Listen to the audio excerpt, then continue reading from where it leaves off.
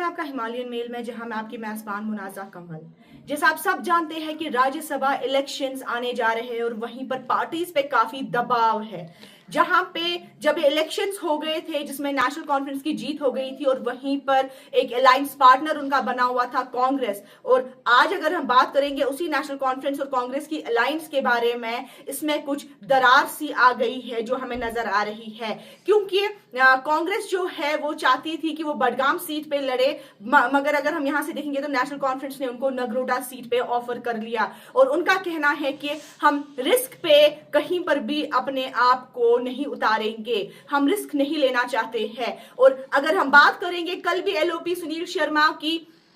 उन्होंने भी यही बात बताई कि एनसी पे लोगों को भरोसा उड़ गया है, क्योंकि उन्होंने अपने इलेक्टोरल मैनिफेस्टो में यही बताया हुआ था। उनका जो पर्टिकुलर था, अगर देखेंगे मीटर के बारे में 200 फ्री दिए जाएंगे, मगर सुनील शर्मा का कहना है कि ऐसा कुछ नहीं हुआ। और बडगाम की जो सीट है वहां पर लोग भी अब सोच रहे हैं कि कुछ हमें ऑल्टरनेटिव सोचना चाहिए, क्योंकि लोगों को अब एनसी से भरोसा उड़ गया है, ये सुनील शर्मा का है कहना। और वहीं पर अगर हम बात करेंगे 33 कैंडिडेट्स ने नॉमिनेशंस फाइल करे हुए हैं पेपर्स इन 2 सीट्स के लिए, और 20 इन फ्रे for Budgam and 13 that are for Nagrota. आपको बता दें टोटल में अगर हम बात करेंगे 33 कैंडिडेट्स जो है उन्होंने नॉमिनेशंस फाइल करे हुए हैं बडगाम और नगरोटा असेंबली कॉन्स्टिट्यूएंसीज के लिए, और डेडलाइन जो उनकी नॉमिनेशन पेपर फाइल करने के लिए थी वो मंडे को थी, जो कि अब खत्म हो गई है। आपको बता दें यहाँ पे ऑफिशियल डिटेल्स के मुताबिक 20 कैंडिडेट्स जो है उन्होंने सबमिट करे हुए हैं नॉमिनेशंस बडगाम सीट के लिए, जहां पे 13 जो है वो 13 है file for the 77 Nagrota seat. Budgam seat की अगर बात करेंगे, national conference nominee Aga Syed Mahmood, peoples democratic party candidate Aga Muntazir Mehdi, Bharatiya Janata party Aga Syed Mohsin, independent candidates Nazir Ahmad Khan, Muntazir Mohiuddin, Jibran Dar and Aam Aadmi party दीबा खान, ये इनमें 20 कैंडिडेट्स में हैं जिन्होंने अपने नॉमिनेशन पेपर्स फाइल करे हुए हैं इन 2 सीट्स के लिए।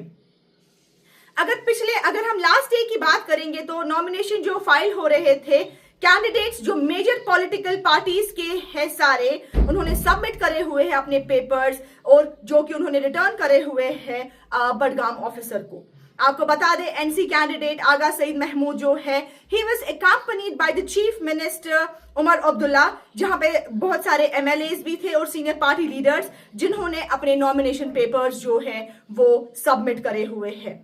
पीडीपी कैंडिडेट आगा सईद मुंतजिर मेहदी जो है उन्होंने ज्वाइन करा हुआ, he was join by Waheedur Rehman Parra, जब उन्होंने अपने नॉमिनेशन पेपर्स फाइल करे हुए हैं। ऐसे अगर हम बीजेपी कैंडिडेट आगा सईद मोहसिन की बात करेंगे, उनके साथ लीडर ऑफ ऑपोजिशन और एमएलए पडर नागसैनी और सुनील शर्मा भी थे जब उनका नॉमिनेशन पेपर फाइल हो रहा था। नगरोटा सीट के लिए अगर हम बात करेंगे, BJP Devyani Rana, panthers party Harshdev Singh और नेशनल कॉन्फ्रेंस की Shamim Begum, they are among the 13 candidates जिन्होंने नॉमिनेशन पेपर्स फाइल करे हुए हैं। अगर हम इलेक्शंस देखेंगे बडगाम के लिए और नगरोटा सीट के लिए, दैट इज स्केड्यूल्ड फॉर नवंबर 11, जो कि नवंबर 11 को होने जा रहे हैं, जहां पे काउंटिंग जो है वो नवंबर 14 से शुरू होगी। बाईपोल जो है बडगाम सीट के लिए, that was necessitated after Chief Minister Umar Abdullah vacated it and opting to retain his traditional stronghold on Gandarbal following his dual victory in the 2024 assembly elections. Nagrota seat जो है वो भी vacant अभी हो रही,